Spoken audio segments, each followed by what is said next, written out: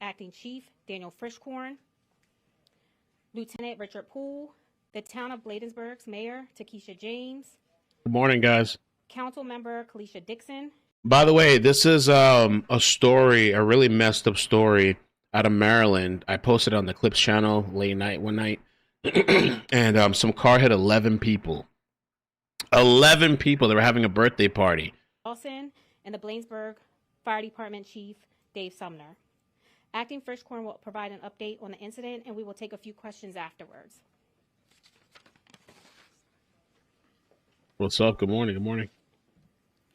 Good morning. Thank you for coming. I'm the Acting Chief Frischkorn of the Bladensburg Police Department, and I'm here to provide you with an update to the tragic vehicle crash that happened on Saturday night, October 18th, 2025. At approximately 10:12 p.m., a Bladensburg police officer who was patrolling in the 4100 block of 56th Avenue came across the crash site and was waved down by some of the parties that were involved. Subsequent additional Bladensburg police officers were dispatched to the area to assist. The collision occurred in the front yard of a residence where several adults and children were gathered for a child's birthday party. Prior to the crash, the striking vehicle, which was a passenger vehicle, was traveling in reverse from the area of Annapolis Road when it entered into a residential property and drove through a tent that was in place for the birthday party where the victims were gathered. The crash resulted in 14 injured, which included 8 children. The driver of the striking vehicle left the scene of the crash and was later identified as a 66-year-old Washington, D.C. resident. 66? Initial information was received that there were 11 people that were transported by fireboard to local hospitals, to include 3 to Capital Regional Medical Center, 1 to Howard University Hospital, and 7 children to Children's Hospital. As you know, investigations are fluid, and initial information had to be updated, and what is currently known at this time, where there were 14 total victims, which included 6 adults and 8 children from the ages of 1 to 17. To date, 7 of the 8 victims have been treated. 7 of the 8 juvenile victims have been treated and released from local hospitals. 1 child continues to be treated in a local hospital, and 2 adult victims continue to be treated at the hospital. The crash resulted in the tragic death of 31-year-old Ashley Hernandez Gutierrez of Washington, D.C. Man, that's horrible. The other victims suffered a variety of injuries, and the specifics of those are not available. Our hearts go out to the victims and their families, and we offer condolences for their loss. I can't imagine how terrifying this must have been, especially with children involved and so many casualties. The town of Bladensburg is here to support the victims and their families. I'd like to acknowledge the Prince George's County Police Department and the Prince George's County Fire Department, as well as the Bladensburg Volunteer Fire Department, for their assistance at the scene. As you can imagine, it was chaotic. I would also like to acknowledge the Bladensburg police officers who initially arrived on the scene and assisted in rendering aid to the victims prior to their transport. Officers assisted some of the victims in lifting the vehicle to free other victims who were struck. During the course of the investigation, the driver of the striking vehicle turned himself in to the Bladensburg Police Department the following morning at 8 a.m. and was interviewed by a crash investigator. After consultation with the Prince George's County State's Attorney's Office, Assistant State's Attorney Joel Patterson, Chief of the Special Prosecution Unit, charges were applied for the driver of the vehicle, and the driver was identified as Sunday Joseph. The investigation will determine if the accident was alcohol-related and if speed was a factor. We currently have some witness information that both of those may have been a factor. However, did he say alcohol and speed? The investigation will determine if the accident was alcohol-related and if speed was a factor. We currently have some witness information that both of those may have been a factor. However, additional investigation will determine if that's the case. Current information indicates that the crash was accidental and was not a targeted incident. Accidental? And the investigation is ongoing, and the current investigation may change based upon any additional evidence that is received. The Bladensburg Police Department and allied law enforcement agencies take traffic safety very seriously, and we work together with the goal of preventing traffic fatalities. Unfortunately, tragic incidents like this do occur despite our efforts. I'm open to any questions. Chief, has a blood test been done on the gentleman? No, there hasn't. would that maybe not indicate whether he was drunk at the time if he didn't turn himself in until the morning? Yes, but there's time factors involved in that, and the investigation is still going to take into other factors to determine if alcohol was a factor. And do you have a sense of why he was going in reverse? I can't get into the specifics of the Yeah, who does that? investigation. In I don't want to reverse? jeopardize the investigation. Speeding? He said about that? I can't get into the specifics of any statement if one was made by him. So Chief, just clarification on that part, because I was just going to ask, what do you mean by when you say that he just drove in reverse into that intersection? Was it off Annapolis? And then It was off the area of Annapolis Road, and the vehicle drove in reverse and entered the property while it was in reverse.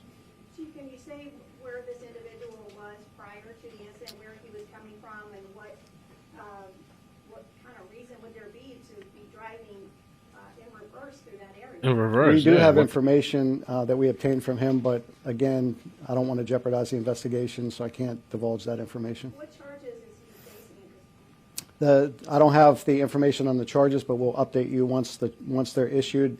They are in the process right now of obtaining the charges for him.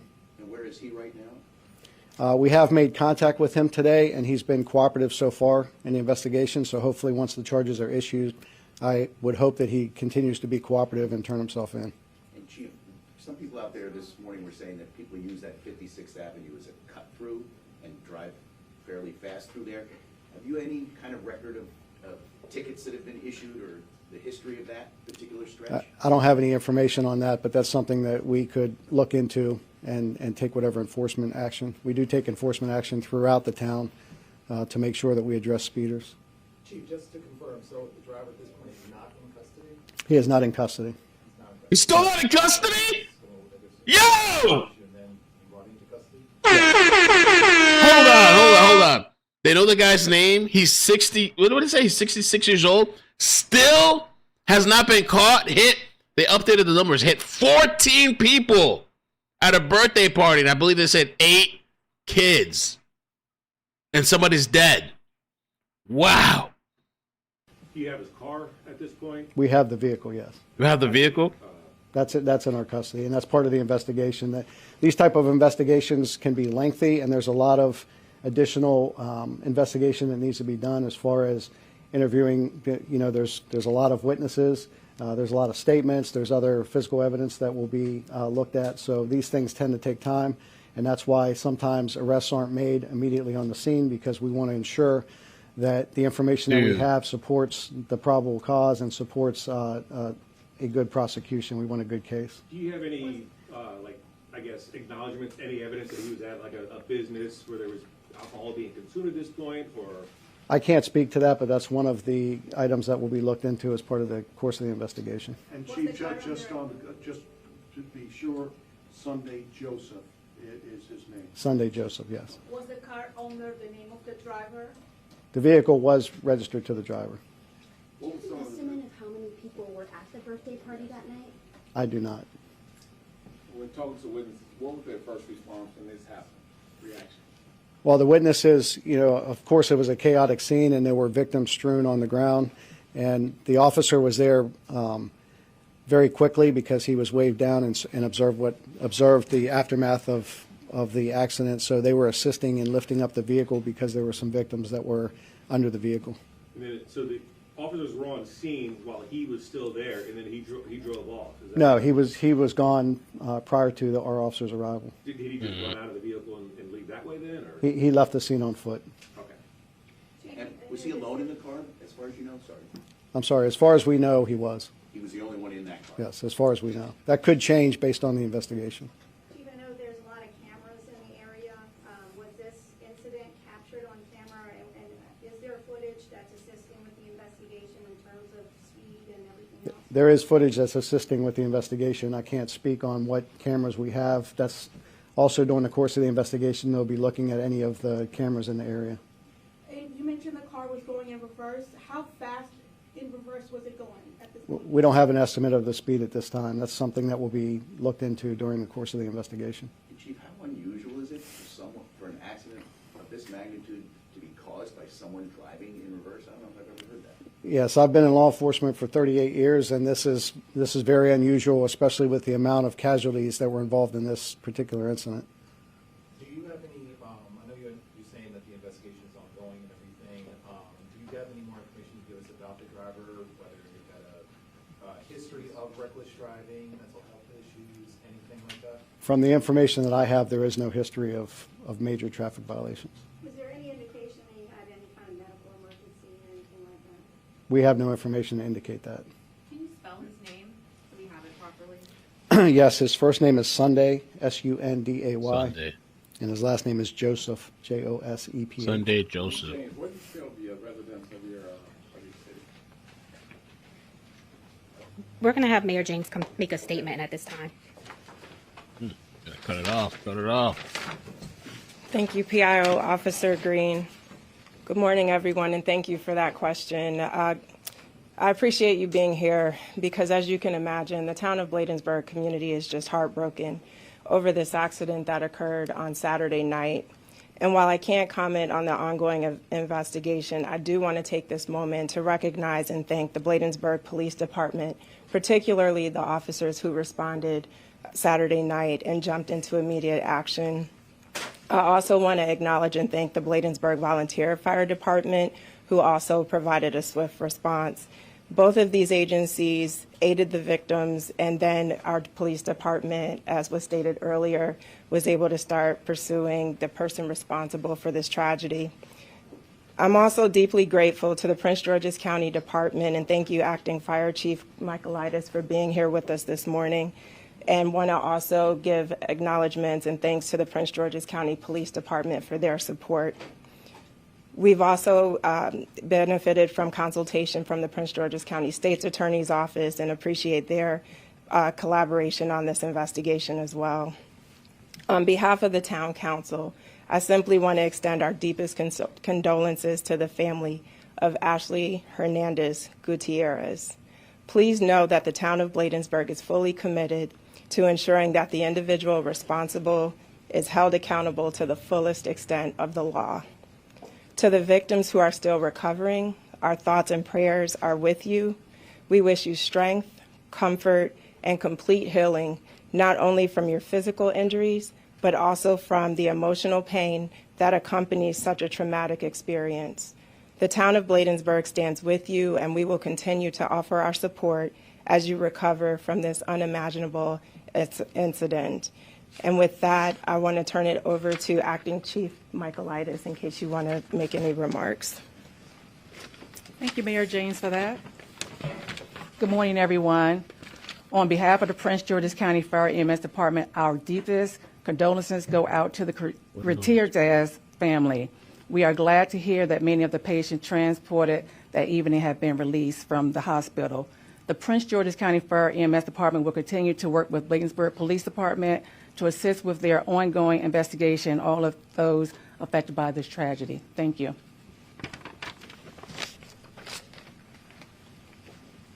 Stick to the script. All right, that will conclude our press Any conference. questions? If you guys want to shut it down, we're good to go. Sorry. Get the police chief spelling his name? Yes, I'll give it to you. Yep. There's another It's, press conference the coming police up. I chief, guess we'll do that acting too. chief. It's while we're Daniel, here. common spelling, For a different Frischkorn, story. Frank, Robert, Ida, Sam, Henry, King, Ocean, Robert, Nora. What was the last one? Nora. And Daniel with an E or an A? An A. Okay. I'm sorry. IEL. IEL. Daniel. Yeah, I'm sorry. And Mike is- EL. I'm sorry. And Mike is lieutenant, but you're the acting police chief. Acting police chief right now. Yeah. And even though there's a shoot. fatality, is it your? Damn, bro, I gotta get out of here. It's not going over to Prince George. Everything's It is popping Bladensburg off. Police Department's investigation. Chief, can you say if this driver was legally on the road and not like suspended license, or was he properly His license is valid. valid license? Yes. All right, that's the end, guys. We'll put out another update once we get one. I'll email you guys if I don't. Okay. So horrible incident. I cannot believe that this person's still on the loose. Some 66-year-old that runs over and hits 14 people at least, or injured 14 people, driving his car in reverse at high speeds and probably drunk, and who knows what kind of pills he was on, rams it into a party. For the people that didn't see the There's not a video of the car accident that I've seen, like when it happened, but there's the aftermath. I posted it on the Clips channel. Let me pull that up. There's also some type of hostage thing going on. I'm trying to figure. I don't know if there's any. We'll see. Hold on. Let me just do this first. I'll show you guys this. This was the scene, the aftermath. So this is a completely insane situation. Reports are, Potomac Press posted this. According to Samdesk, a vehicle struck at least 11 people. As reported by Prince George's County Fire and EMS, all victims have been taken to the hospital. The driver allegedly fled the scene on foot. This is in Maryland. And let me see what the other information is here. 9 juveniles were among the 11 people struck, which is insane.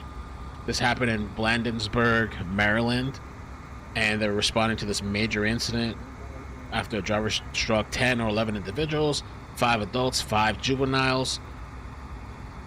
Wow. What was the purpose? What was the motivation? Did this have anything to do with the protest? Or just completely out? Look at this the scene they have there, 2 tents.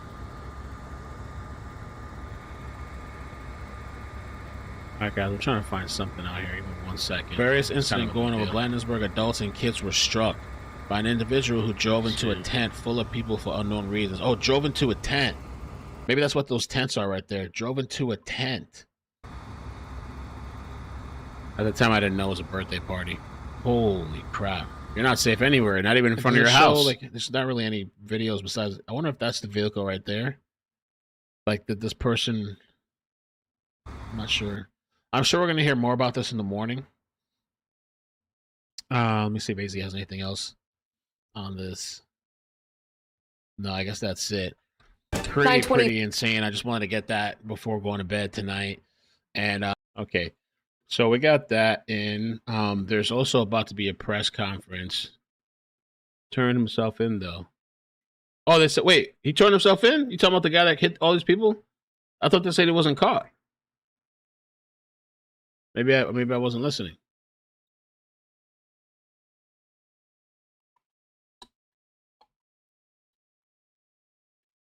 Let me pull this up here. There's going to be a press conference coming up on Qaeda.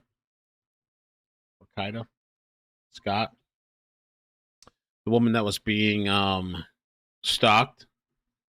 And the perpetrator, the alleged perpetrator, had a previous victim, and she recorded him on camera.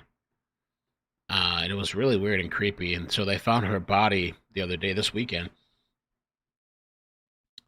Turned herself in, but not arrested. Okay. So I heard that wrong. Okay. And let me see what this other situation. What? If I can find anything.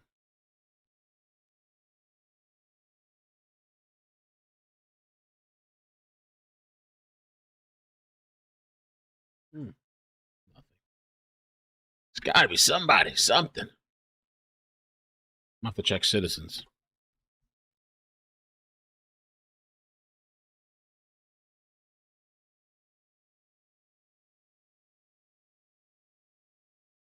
I'm going to check out some of these other articles.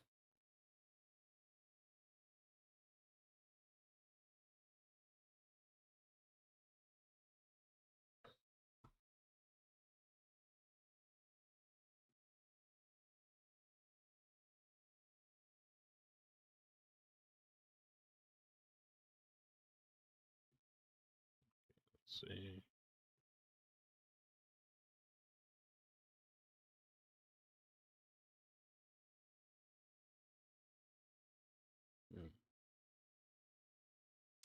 There was this like situation at a hotel, but there's no live feed that I can see. I will try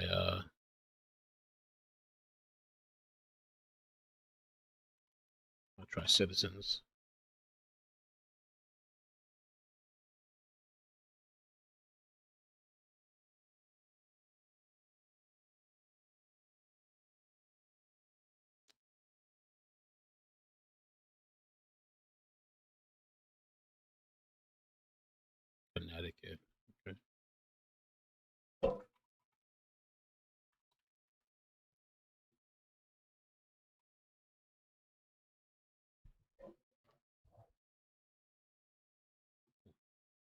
Oh, what did I thought I had this up? So this one's supposed to be starting now.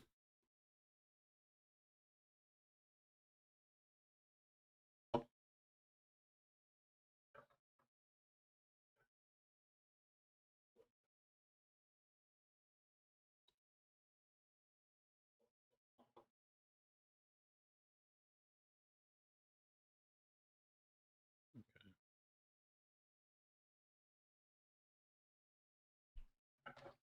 me check citizens.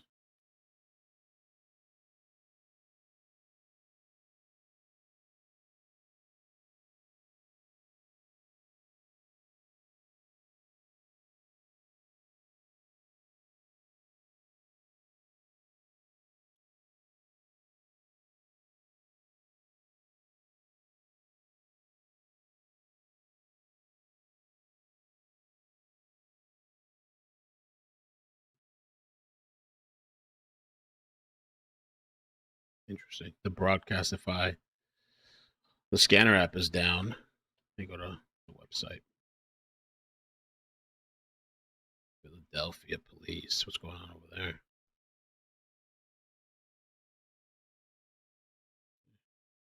The same thing as a personal weapon if they're already en route to. 26 or 30 seconds.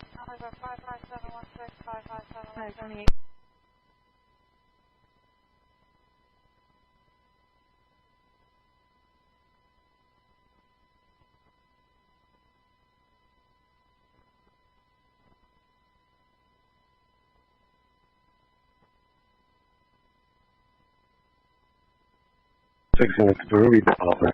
We'll keep your boss. 79. Medic 79, proceed.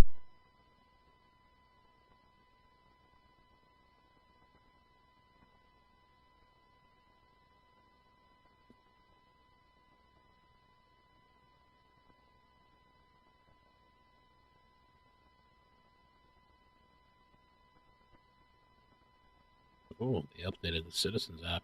Looks really nice. Okay, let's see.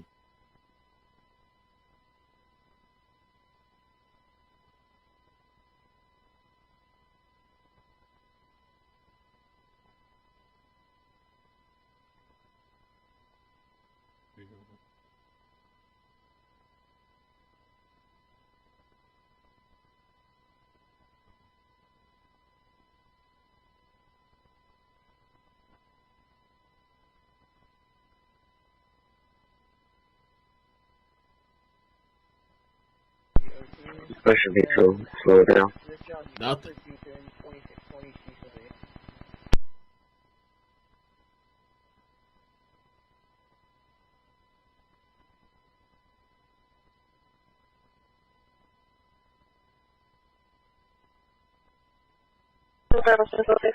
Don't make a thought now.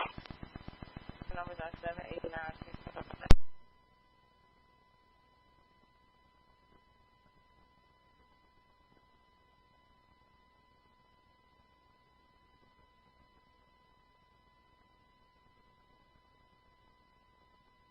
Okay, I found the Citizens. No video.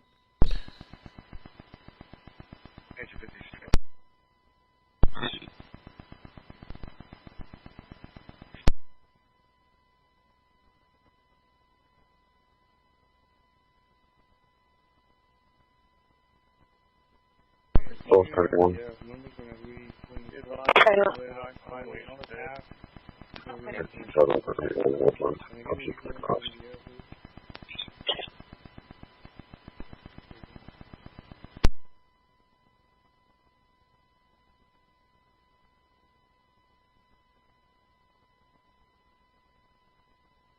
My number.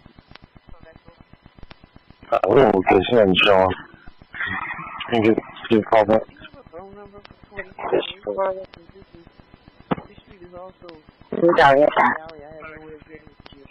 Medic 16, proceed.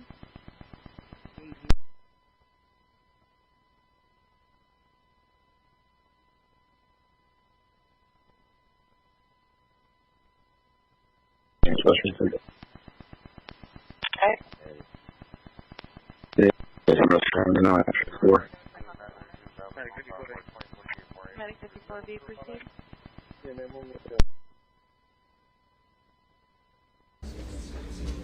Hey, it's a new press conference starting. This is for CADA.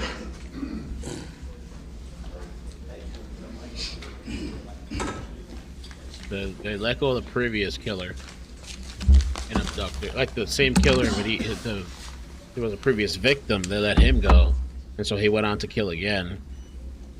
Amazing law system, justice system. Is everybody ready? We're all good.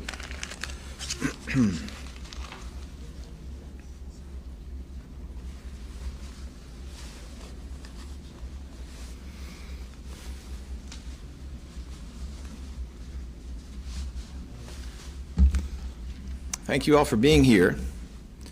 Ordinarily, this would be our Monday press conference in which we focus on two different things. One of them being gun violence data, and another being a related special topic. That is not what we're doing today. This press conference is yielding to the needs and the wishes and the priorities of the family of Kata Scott. In the process of addressing those needs, we will be announcing that there are new charges being brought against Keon King. We'll get into the details, but the bottom line is a second case has already been approved, and we expect there to be a new arrest today, in all likelihood, of Keon King when he is brought in from the jail. The arrest will be for burning of a car, arson, causing catastrophe, conspiracy, several other charges, and we'll get into the details of that in a moment. But more than anything, as I said, this is a press conference that I hope will in some way address some of the needs and wishes of the family. At this time, I'd like to identify some of the good people who are here. We have with us Philadelphia City Council member Anthony Phillips from the 9th Council District, who has been extremely heavily involved in addressing the family's needs, as have other city officials, but extremely heavily involved, including in a meeting with the family where I was also present. He will be talking about the efforts that his office is making specifically to address the family's needs when he speaks later during this conference. We have First Assistant DA Robert Listenby here, ADA Ashley Kozlowski of the DAO's Homicide Non-Fatal Shooting Unit, who is handling this matter in close communication with me and others, but is handling this matter. We'll be addressing some of the new developments in the case. ADA Bob Wainwright, who is her chief, the chief of the DAO's Homicide Non-Fatal Shooting Unit, is present. Mariel Dela Cruz, who is the director of the DAO's Victim Services Unit, is here. Donna Wood, who is director of DAO's Relocation Unit, is here. We have Tania Leonard with us today, who is the director of the DAO's CARES Unit. And we have Marcus Allen. Mr. Allen is the cousin of Kata Scott on the mother's side, and he is present here on behalf of the family of Kata Scott. While he will not be reading it, he will be standing with us when a statement from the mother and father of Kata Scott is read today. That statement will also be put up on the screen so that you will have the text of it.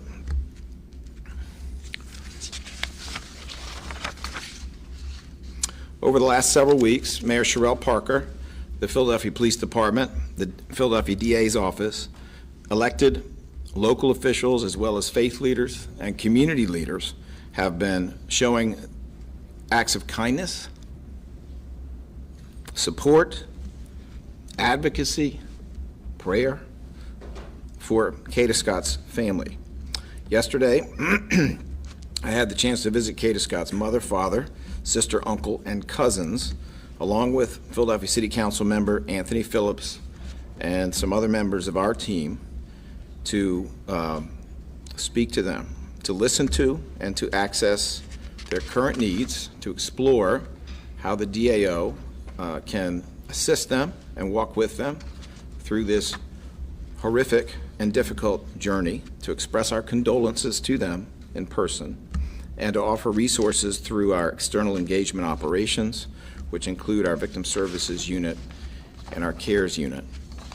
We also were there to provide the most recent update on the investigation, to answer their questions about the prosecutorial process, its details, its timing, and what they, as a family, can expect next in the criminal justice process. It was very important to me for them to get some details about the case, which is developing almost hourly from us, and not just from the media. And that is no disrespect to the media, but it's hard for a family to read and learn things about a loved one for the first time on a television screen or on social media or by reading an article. So we wanted to make sure that we conveyed to them as early as possible, as much as possible, so that they would have the information that they wanted and that they needed. During the sit-down with the family, we made a commitment that today's press conference would be all about their daughter. And therefore, as I've already mentioned, there are certain things that we want to cover today. We want to cover a statement that is to be read and released to the media on behalf of the family, specifically written and approved by the mother and father of Kata Scott. We want to cover some recent developments within the investigation and prosecution of Keon King.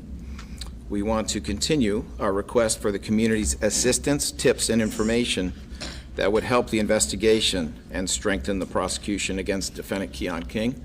Let's understand the community has already done tremendous work in aiding progress with this investigation. We are simply asking for more. And we also want to convey the upcoming effort to support the family of Kata Scott, led by City Council member Anthony Phillips of the 9th Council District, including the use of his office for that purpose, and we will let him speak about that. I'd like to start with the family's statement.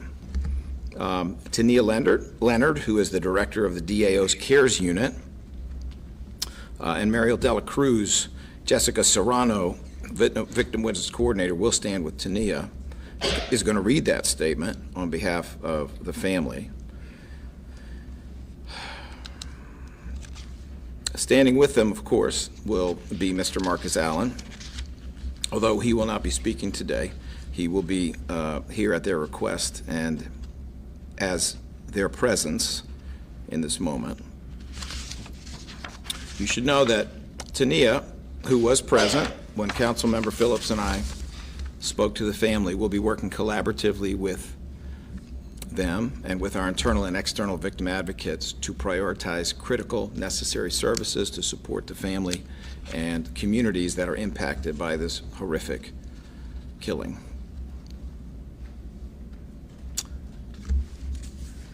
Tania Leonard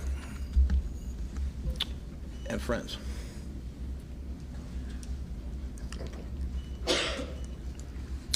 Good morning. I'm Tania Leonard, the Director of Crisis Assistance, Response, and Engagement Unit here at the Philadelphia District Attorney's Office. And on behalf of the CARES Unit, I want to begin by extending our deepest care and support to the family of Kata Scott during this unimaginable, difficult time. CARES was created to stand with families who have experienced this type of tragedy and to walk beside them, help them access the support they need, and ensure they are not alone in days and weeks ahead. Yesterday evening, members of our team met with the mother and father of Kata Scott at their home alongside the district attorney to offer our continued presence, resources, and support as they navigate this profound loss. At this time, with the family's permission, we'll share a statement prepared by Kata's mother and father as we stand in solidarity with the family as a unit, as victim advocates, and as an office during this journey of grief and healing. Today, we'll say her name. Tomorrow, we'll say her name. And forever, we will say her name. It is with profound sadness that we share the tragic passing of our beloved daughter, Kata Scott. We kindly ask for space and privacy at this time as we process the heartbreaking events of the past few weeks. Our hearts are shattered, yet we are deeply grateful for the outpouring of love, support, and prayers from people across the nation and around the world. Please continue to keep us in prayer as we navigate this unimaginable loss. Our hearts are broken beyond measure. We are profoundly thankful to every person who shared Kata's story, joined the search efforts, prayed with us, and stood by our family during this devastating time. Your compassion, love, and strength have carried us when we could not carry ourselves. Kata was deeply loved. Her light, kindness, and beautiful spirit will forever remain in our hearts. We also wish to extend our heartfelt gratitude to Mayor Sherelle Parker, the Philadelphia Police Department, all first responders, local volunteers, community organizations, and media outlets, as well as everyone who worked tirelessly to help find our daughter. Although the outcome is one no parent should ever have to face, we remain thankful for the unity, leadership, and love that surrounded us through it all. As we continue to grieve, our family now seeks justice for Kata. We place our full trust in the Philadelphia Police Department and the Philadelphia District Attorney's Office to ensure that the truth is revealed and that those responsible are held accountable to the fullest extent of the law. Please honor Kata's memory by showing kindness and care to one another, just as she did every day of her life. With love, strength, and gratitude, the family of Kata Scott.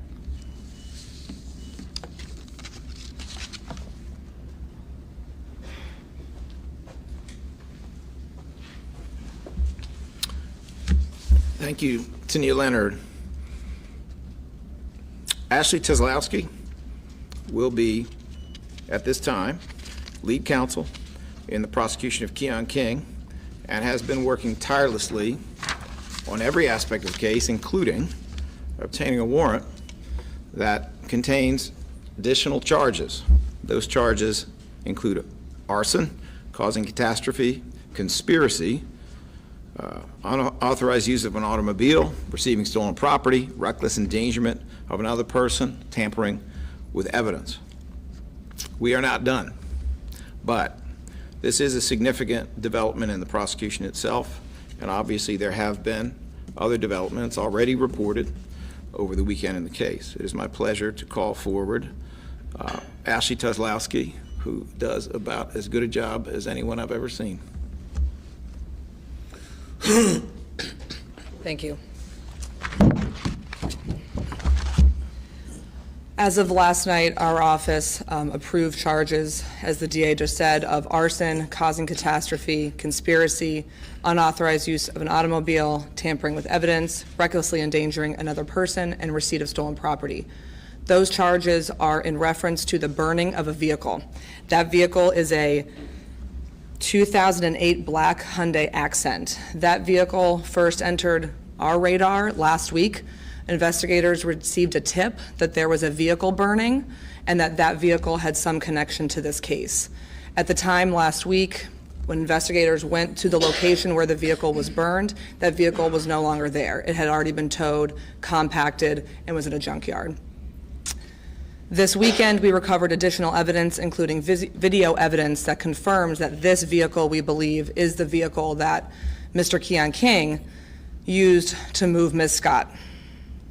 We recovered video out from near the Ada Lewis Middle School, where our search and the investigator search has been focused. There's a rec center directly next to that school. Video evidence was recovered from that rec center, and we are now able to say that this Hyundai Accent was on location at all of the times we're looking at all of the pertinent points in the investigation. That vehicle was stolen on October 3rd from the area of 6600 Sprague Street. We believe that vehicle is the vehicle that was used in this case. That vehicle was then on scene at that rec center, which ultimately, as we all know, is where we found Ms. Scott's human remains. Video evidence indicates it was on location. Video evidence then indicates it leaves the location. It is burned on October 7th. It was located at the 2300 block of 74th Avenue. When this new video evidence was uncovered this weekend, investigators from the homicide unit cross-referenced all of this information with the cell phone evidence that we had already gained and we had already been using in terms of the kidnapping case and other charges. What I can share is that the cell phone evidence, the call detail records, and timing advance data as it pertains to Keon King's mobile device puts him at all of the locations that we're talking about.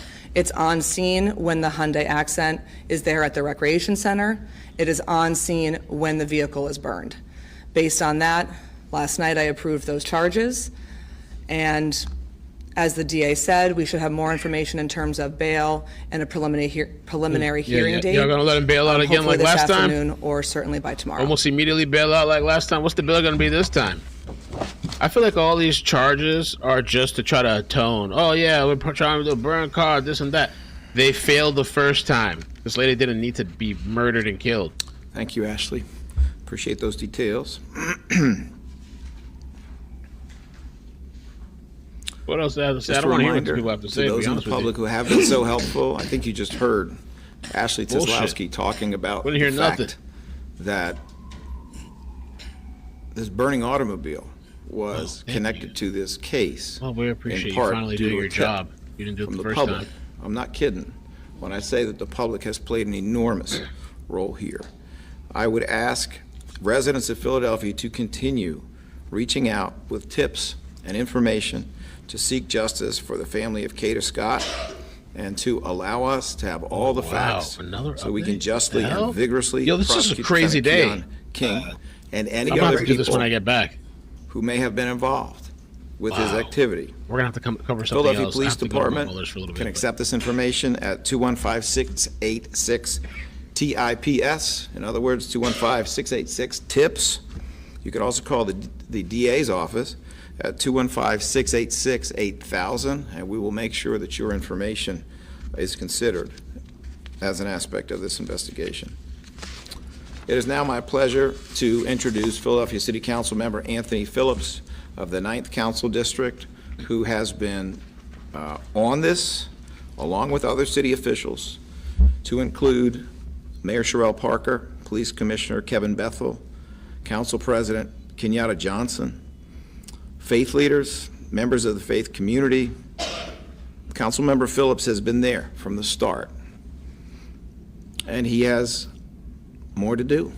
He has more to say about what it is the public can do to further assist this family. We are excited to have the opportunity to support the upcoming efforts of Councilmember Phillips in the mighty 9th Council District. And we are also delighted to continue our collaboration and partnership with him in many other ways as well. Councilmember Phillips.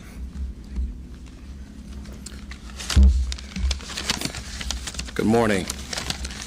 Thank you, District Attorney Krasner, for your efforts to bring this monster to justice.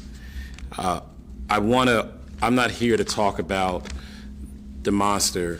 I'm here to talk about Kata and the family. As District Attorney pointed out just recently, we had the opportunity to meet with the family of Kata. We had, quite some private conversation about some things that were really important to the family. And what we determined from that conversation from the family is the kindness and wonderfulness of who Kata was. And after speaking with the family, they told us some things that could be helpful to them. And so myself and our office has decided that we're going to try to support them in their efforts to help them with their needs. But before I begin, I just want to make this announcement. I just want to say that Kata Scott mattered. Her life matters. She was a kind woman. She, as the family has pointed out, Kata was kind. She was kind in how she helped support the elderly at her work. She was kind to her friends. She was kind to her family. Her school teachers that she had, her high school principals talked about her. Her college administrators and staff and professors have spoken about her. They talked about her contagious joy and smile and wonderfulness. And so we're reminded that, tragedy strikes here in Philadelphia, and nothing can cease the pain that this family is going through. But what we can do as a city, and what we've been doing for the past several weeks as a city, is showing our kindness to this family. Because Kata is someone who could have been our sister, our cousin, just someone that is a friend or family member in our lives. That decency is something that we know throughout our lives, and it could have been anybody, any one of us. So I want you to know that because of that, Philadelphia cares, and because the family has asked for us to show kindness, to leave her legacy of kindness in a way that is shown and demonstrated. Today, our office has the intentions to open up a collection effort starting tomorrow with our office to collect gifts and items for Kata's family. Some of the items the 9th District Office is accepting for the Scott family during this difficult time include self-care items, toiletries, comfort and relaxation products, gift cards such as meal delivery services, or general gift cards such as a Visa gift card or other store-related gift cards. For food, non-perishable food items, these gifts are intended for Kata's mother, father, and high school age sister, a young woman. The high school age sister is a young woman who continues to show incredible strength as she strives to prepare for college amid such heartbreak. We want her to know that her entire community stands behind her and cheering her on. So if donations can be dropped off at our office, City Councilmember Anthony Phillips' office on Wadsworth Avenue, located at 1514 Wadsworth Avenue, Philadelphia, PA 19150. Our office is going to be open from 8:30 to 4:30, Tuesday through Friday starting this week. We're going to have special Saturday hours on Saturday from 9 a.m. to 12 p.m. Where people can send their donations, bring their donations as well. If you have any questions, please call our office at 215-686-3454. This is an opportunity, again, for the city of Philadelphia to reflect the kindness. Again, I want to say this is an opportunity for the city of Philadelphia to reflect the kindness that Kata has shared. And we've already done that by helping promote and get the level of justice that she needs. But now let's show the family that we're not only there for them in that tragic moment, but we're going to be there for them after. So please, please make sure that we get as many donations as possible to 1514 Wadsworth Avenue, October 21st through the 25th. Our office is open 8:30 to 4:30 from Tuesday through Friday. And this Saturday, we're going to be open from 9 a.m. to 12 p.m. Again, self-care items, gift cards, and food and non-perishable items. Also want to remind folks that we did have opportunity to speak to the family. And one of the things that the family did note to us, which is really important, is that they did say in their statement, respect their privacy. So that's why we're collecting the donations at our office, and we're going to be delivering it to them at a location that they want to be delivered to. But I want you to also know that they don't want people knocking on their doors, including members of the press, because it's traumatizing for them right now. It's really traumatizing for them right now. And so we would like for folks to just hang off, members of the press to hang off for now from knocking on their doors, because that's what the family has desired. And I just, we want to make sure that we, we respect their wishes. All right? Thank you so much. Thank you so much, Councilmember Phillips. All right, at this time we will go to questions. I would say this, as I look at this list, this is about as long a list of journalists as I've seen in quite some time. So a couple of ground rules. Please try to confine your questions to one or two. If there's additional follow-up, we can try to address that later, just so we can give everyone their opportunity. Number two, these questions I'm going to ask you out of respect for the family who are present here should be on the topic of today's press conference, please. And that's not the first time I've requested it. I'm sure that you understand why. And to the extent that you can confine them to the topics we are addressing today, please understand This is an ever-evolving, developing situation, both in terms of investigation and prosecution. There are things that we know today that we cannot tell you. And we cannot tell you for a variety of reasons. The integrity of the investigation, safety, the trauma that the family is dealing with is not best handled by their finding things out for the first time in the media. So we will try to be as transparent and open as we can, consistent with those obligations and consistent with the purpose of this press conference, which is to respect the family's needs and wishes. Channel 3 CBS, I see Joe Holden and Josh Sanders. Yes, good morning. Good morning. I'll try to rattle these off, Mr. Krasner. First, can you give us any more information about the tip that leads police back to Ada Lewis? Secondly, how does she really meet Keon King, if you know? And then third, have there been any conversations about how King is out again after multiple, are you retraining people in your staff? All right, so that's 3 questions. Let me address the third one. We are always trying to do better. We have already acknowledged, and I'll acknowledge again, we could have done better with respect to one or more of the decisions that were made in a case that was otherwise handled well. And we are looking at a variety of different options that I think are appropriate for the lessons that we have learned in this case. As for your other 2 questions, I'm going to ask Ashley Tizlowski to come forward to answer them for you.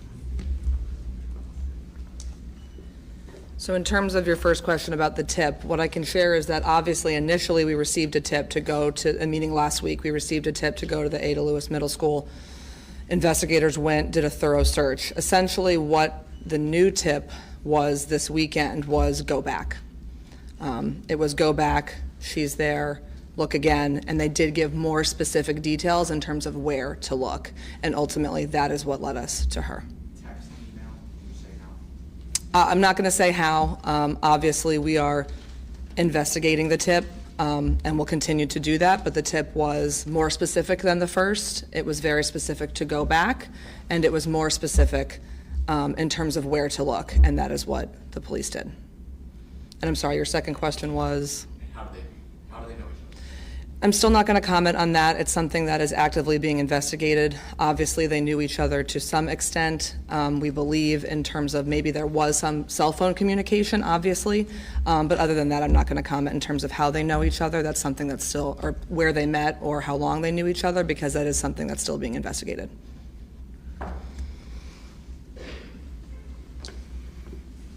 Channel 6 ABC, Tarhonda Thomas. Did I pronounce? My apologies. Can I follow up with my colleague real quick? Just two follow-up. You're Channel 3 CBS as well? Yes, sir. Yes, sir. Of course, yeah. Just 2 follow-up questions. You mentioned lessons learned. I wonder if you could give the specifics of those lessons that your office has learned from this. And my second question is, does this tipster have any relationship to Keon King? All right. So we're now getting into 5 questions from one station, but let me see what I can do for you, all right? I'm not going to get into all of the specifics other than to say that we have already discussed in this office the value that we have seen for certain kinds of cases in specialization. It's something that we have done before in changing the way things have been done literally for decades in this office. I'll leave my comment on that point there. Your second question again, sir? When you say the tipster, you're speaking of the tipster for the... The person who followed up with the tip said go back and gave more details and be specific. Is this a family member of Keon King or someone related to Keon King? I think I know what the answer is going to be, but let me check with Ashley Tuzlowski.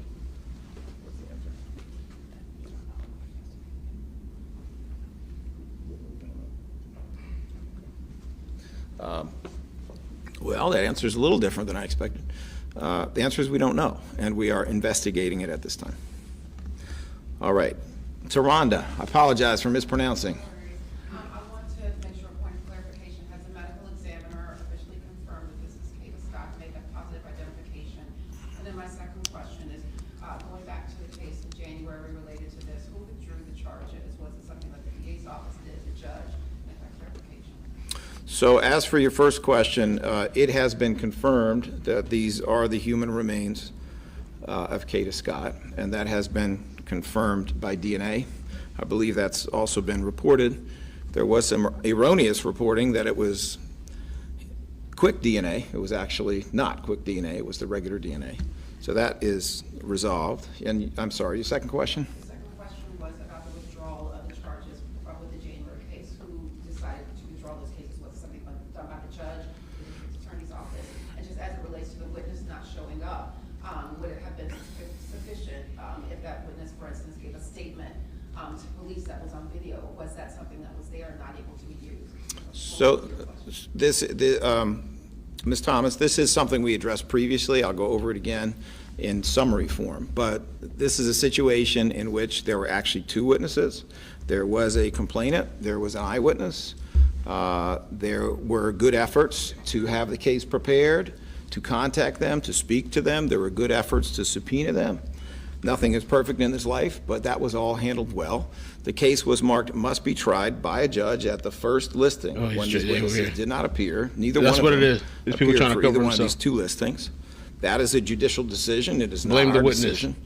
And then at on the second occasion, when these two witnesses did not appear again, the attorney who was handling this case was faced with having the case either thrown out or withdrawn. There are certain there's some states that will charge. Stand when a judge, even if let's say you're a victim of domestic violence, some states, because a lot of times the victims they're in fear or they're in denial or they think it's their fault.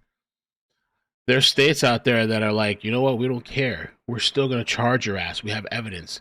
With that last case that they're like trying to brush under the rug and blame the victims, there's video. There's video of this guy stalking this woman at the house. This guy's over there, and he's done other stuff too. It's crazy to me. Crazy.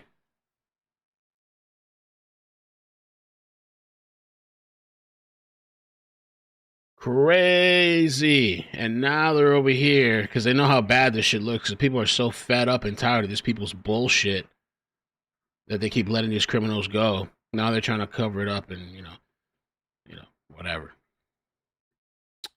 All right, I have to head out because I was supposed to be somewhere an hour ago, but I will be available in a little while if anything pops off. I don't know. There's this thing on my. Let me see. Where's it at? I don't even know if I should say it or not. I was scrolling YouTube yesterday and I saw this thing that was like, oh, enable your community and people can post. I was like, what? I said, okay, so I enabled it. So if you go to iCkEdMeL on YouTube, I guess I don't know what they're trying to be like. They're trying to be like Discord or something, or some type of Facebook group or what. I guess they're trying to have that community sense on YouTube, which they've never really had before, and unless you're live all the time, or whenever you're live. So if you want to check it out, just go to my page if you want to, and just you can post your own stuff. There's somebody said love is love, and the trans flag. Okay. And this is my post. I was just testing it out. If you want to go check it out, you can. If you want to go post something, go ahead. If not, that's fine too. But I'll be back later. We'll see what's popping off. I do have some stuff for the clips page too. So I want to at some point today. I want to get that done as well. All right.